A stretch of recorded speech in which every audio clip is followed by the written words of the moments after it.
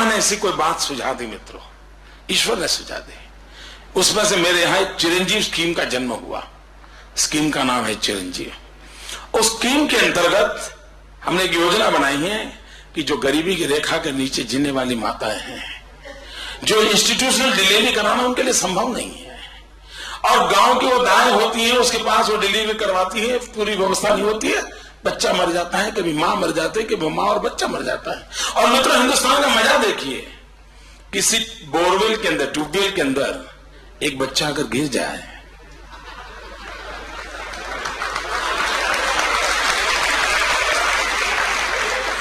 देश की सांस रुक जाती हैं। लेकिन कभी हमने सोचा है कि हमारे हर मोहल्ले में प्रसूति में मरने वाली माताएं, बच्चों की संख्या, क्या उस दर्द को कभी अनुभव किया है मित्रों? और तो उसमें से ये चिरंजीवी स्कीम निकली, और ये स्कीम ऐसी है कि मैंने प्राइवेट डॉक्टरों के साथ एमओयू किया, गायनेकोलॉजिस्ट डॉक्टरों से एमओयू किया, और मैंने उनसे कहा कि आप एमओयू कीजिए, गरीब मां आएगी तो भी उसके यहां उसको ट्रीटमेंट मिलेगी आपके यहां। उसको अगर सिजेरियन की जरूरत है, सिजेरियन की जरूरत है करना होगा, उसको नॉर्मल डिलीवरी होगी तो करना होगा। और मैंने उनसे करार किया कितना पेमेंट वगैरह देना।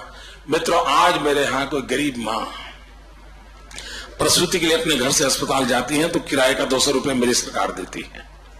वो 3 दिन 4 दिन अस्पताल में रहती है तो हर दिन का 200 रुपए मेरी सरकार देती है।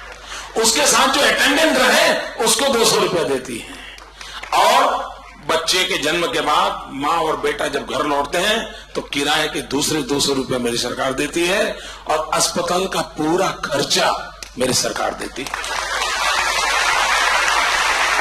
इसका परिणाम क्या हुआ है मित्रों? इसका परिणाम ये हुआ है, ये स्कीम मैंने पहले पायलट प्रोजेक्ट किया 5 जिलों में, उसकी सफलता देकर के पूरे राज्य में किया है। इस स्कीम के अंतर्गत मेरे पास लास्ट हिसाब है, लेटेस्ट नहीं है, जो पिछले महीने का शायद है मेरे पास, 95,000 डिलीवरी हुई। इस योजना के तहत गरीब माताओं की 95,000 डिलीवरी हुई। अगर ये योजना न होती तो इन 95,000 डिलीवरी में 4,500 मां या बच्चे मर जाते हैं। आउट ऑफ 95,000, अब कल्पना करिए 30-32 साल की वो मां, कितने सपने देखे होंगे इस परिवार ने जब वो इस प्रसूति में मरती होगी। वो बच्चा मरता होगा, कभी बच्चा बच जाता होगा, मां मरती होगी, क्या स्थिति होती होगी। मित्रों, इस स्कीम के कारण 95,000 में से 4,500 के बजाय सिर्फ एक माता मरी, और सिर्फ 45 बच्चे मरे हैं, 45 बच्चे, बाकी सबकी जिंदगी बचा पाए। मित्रों, आप बताइए मित्रों, इससे बड़ा जीवन का संतोष क्या हो सकता है?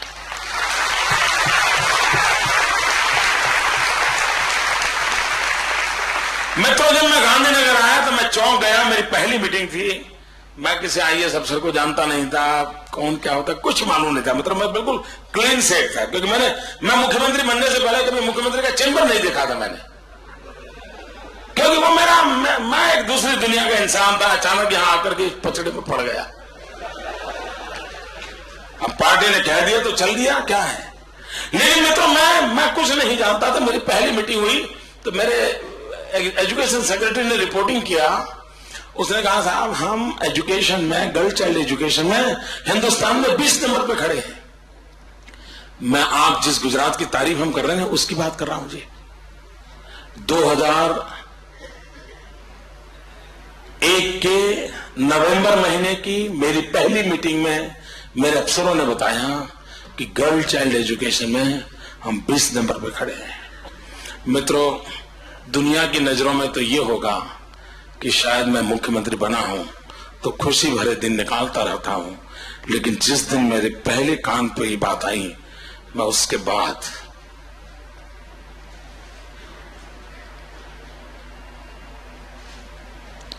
सो नहीं पाया कि मेरे प्रदेश में बच्चियों की शिक्षा में यह हालत। मित्रों, मन में ठान ली मैं स्थिति को बदलूंगा, और हर वर्ष 13, 14, 15 जून, जबकि मेरे गुजरात में 45 डिग्री टेम्परेचर होता है। और उस समय ज्योतिग्राम नहीं बना था, उस समय गांव में बिजली नहीं थी। ज्योतिग्राम तो पिछले 2 साल में बना है। मित्रों, मैंने ठान ली, मैं 3 दिन जहां पर कम से कम शिक्षा है उस गांव में खुद जाऊंगा। मेरी पूरी मंत्री परिषद जाएगी, मेरे सभी आईएएस अफसर जाएंगे, आईपीएस अफसर जाएंगे, इंडियन फॉरेस्ट सर्विस के अफसर जाएंगे। वो सब मिलाकर के मेरी कोई 700 लोगों की टोली बनती है। सब जाएंगे, 3 दिन गांव में रहेंगे, वहीं पर रहेंगे। और मित्रों, हर घर जाता था मैं, भिक्षा मांगता था।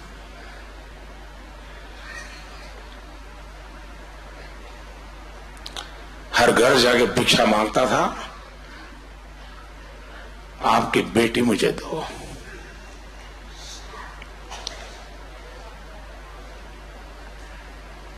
उन बच्चों को स्कूल ले जाता था। और आज स्थिति यह है कि 100% पढ़ने की उम्र की सभी बच्चियां, लड़का हो या लड़की, मेरे यहां स्कूल में भर्ती हो जाते हैं 100%। मित्रों, उस समय मेरे यहां ड्रॉप आउट रेशियो 50% था, 49%। यानी स्कूल दाखिल तो हो जाते थे, लेकिन कोई 3री कक्षा में छोड़ देता था, कोई 5वीं कक्षा में छोड़ देता था। वो रेशियो था 49%। आज वो 49 से कम होते होते ओनली 3% बचा है। मित्रों, ये मिरेकल है हिंदुस्तान के जीवन का। मित्रों, ये मिरेकल है। स्कूल में वो रिटेन करने लग गए, पढ़ने लग गए। स्थितियां बदली जा सकती हैं। और मेरा लक्ष्य है 2010 जब गुजरात गोल्डन जुबली मनाएगा, उस गोल्डन जुबली में गुजरात के अंदर एक भी बच्चे का ड्रॉप आउट नहीं रहना चाहिए। मैं 0 ड्रॉप आउट के मकसद से काम कर रहा हूं। मित्रों, आप देखिए मित्रों, और उसमें मैंने अपने आप को जोड़ दिया। मैंने अपना एक पैशन बढ़ा दिया। ये जो यहां मुझे गिफ्ट दे रहे हैं ना आप लोग, अभी जो चीजें मिली, मैं अपनी तारीफ करने के लिए नहीं कह रहा हूं, लेकिन मैं जानकारी देता हूं। मित्रों, मैं जब इस काम मुझे मिला तो मैं देख रहा था लोग भेंट सौगात दे रहे थे। तो मैंने तय किया कि मुझे जो भेंट सौगात मिलेगी वो मैं सरकारी खजाने में जमा कर दूंगा। मित्रों, मेरे राज्य में मेरे पहले 1 डजन से ज्यादा मुख्यमंत्री हो गए हैं। सबने मिलाकर जो सरकारी तिजोरी में चीजें जमा करवाई हैं वो संख्या है 168 आइटम्स। और ज्यादातर आइटम क्या है? कैंची है, जो कहीं रिबन काटी होगी, कहीं वो चुनार का काम किया है वो है, ऐसी कुछ चीजें हैं। मित्रों, मैंने मेरे कार्यकाल में 3000 से अधिक चीजें जमा करवाई हैं जो मुझे मिली थी। जो आज भी आपने जितना भी दिया ना, वो चला जाएगा तोसा खाने में, मेरी सरकार की तिजोरी में। उसका फिर मैं ऑक्शन करता हूं, और ऑक्शन में मुझे 14 करोड़ रुपए मिले, 14 करोड़ रुपए। और ये 14 करोड़ रुपए सरकार के पास है। आज उसको मैं गर्ल चाइल्ड एजुकेशन के लिए खर्च करता हूं। ये मैं अपने घर ले गया होता तो साहब कोई नहीं पूछता मुझे, आप भी नहीं पूछते, आप तब भी यही कहते मोदी जी ईमानदार है। लेकिन मैं नहीं ले गया। और ये जब कमिटमेंट ऑर्डर देखा, ये कमिटमेंट सबके ध्यान में आया, और उसका परिणाम ये हुआ है कि 44-45 डिग्री टेम्परेचर के बीच भी मेरी पूरी टीम गांव-गांव, जंगलों में, घर घर पहुंचती है और बच्चियों की शिक्षा के लिए मेहनत करती है। मित्रों, जब रिपोर्ट मेरे पास आया, मैं बेचैन बन गया। और मित्रों, प्रगति किसको कहें या अधोगति कहें, मैंने एक खबर जब देखी, यानी रिपोर्ट जब देखा, मेरे राज्य में जेंडर की जो स्थिति पैदा हुई थी, 1000 लड़के पैदा होते थे उसके सामने 802 बच्चियां पैदा होती थी। हमारे समाज के अंदर जो अवस्था है कि भाई लड़का होना चाहिए, लड़की नहीं होनी चाहिए, और उसके कारण भ्रूण हत्या करा देना, और जितने ज्यादा पढ़े लिखे उतने ज्यादा भ्रूण हत्या ज्यादा। ये दुर्भाग्य है मित्रों। मेरे राज्य के अंदर 2002 के अंदर 1000 लड़कों के सामने 802 लड़कियां पैदा होती थी। अब कल्पना कर सकते हैं आने वाले दिनों में समाज में कितना बड़ा इंबैलेंस होगा।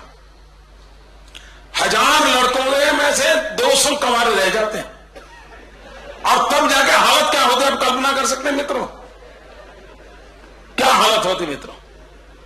समाज जीवन टूट जाता। मेरे मन को बड़ी पीड़ा हुई। ये मेरी सरकार का कार्यक्रम नहीं था। नई जनता मुझे पूछने वाली थी कि मोदी जी तुम्हारा काम ही थोड़ा है, तुम करे ना करो, कोई नहीं पूछता।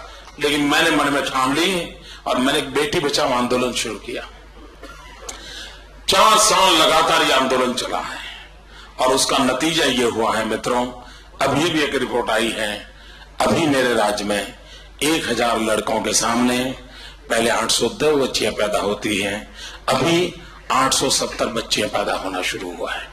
और मुझे विश्वास है मित्रों, मैं 5 साल के भीतर भीतर लड़के और लड़की समान संख्या की स्थिति पैदा कर दूंगा।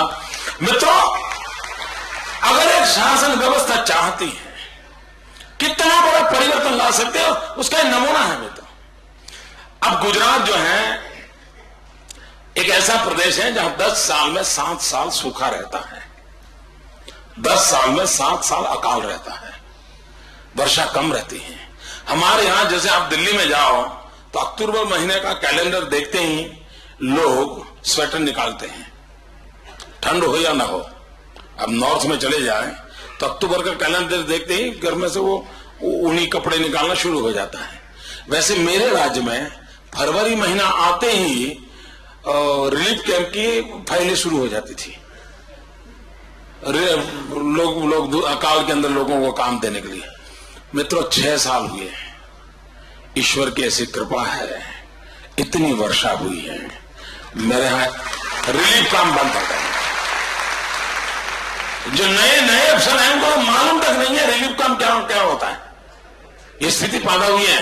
लेकिन मित्रों, जिस प्रकार से हमने वाटर कंजर्वेशन का काम किया है, ये जो गोपीनाथ जी जब बोल रहे थे तो फिर मैंने जरा चेक करके देखा इसको, इसमें एक बूंदी कम है। जो उन्होंने 10,000 बताया ना, वो 1 लाख है। वो प्रिंटिंग मिस्टेक है भैया, क्योंकि जब वो बोले मैं हैरान हो गया। मैंने कहा यार मेरे इतना काम तो कब नहीं किया। तो फिर मेरे ध्यान में आया कि एक बिंदी कम है।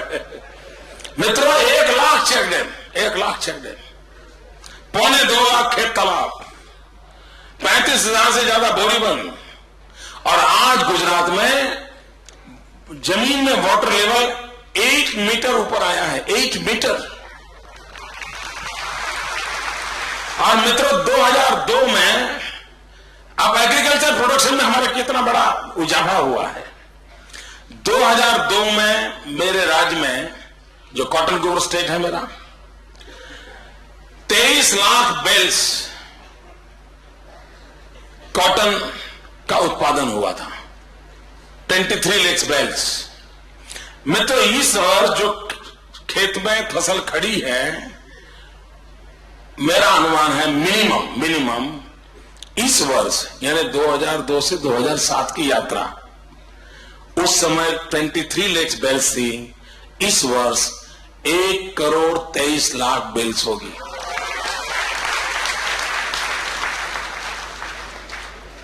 आप हिसाब लगाइए मित्रों। और मैं अभी चाइना गया था दावोस की मीटिंग के लिए, और वहां पर मुझे लोग मिलते थे, चाइनीज लोग, तो वो गुजरात जानते थे। तो मैं जरा सीना तान के घूम रहा था, यार मेरे गुजरात की पहचान है। लेकिन मैं जब गहराई से बात करता था, उनको पता नहीं था कि गुजरात किसी देश का नाम है, गुजरात किसी इंसान का नाम है, गुजरात कोई किताब का नाम है, गुजरात को कुछ मालूम नहीं था, गुजरात मालूम था। तो मैंने तलाश की, क्या करा। इसके दूसरा कारण यह है कि गुजरात का जो कॉटन है, जो मेरा किसान मेहनत करके पैदा करता है, चाइना के बाजार में 80% कॉटन मेरे गुजरात का, गुजरात नाम से बेचा जाता है। यह उसकी प्रतिष्ठा है। पूरे चाइना के जीवन के अंदर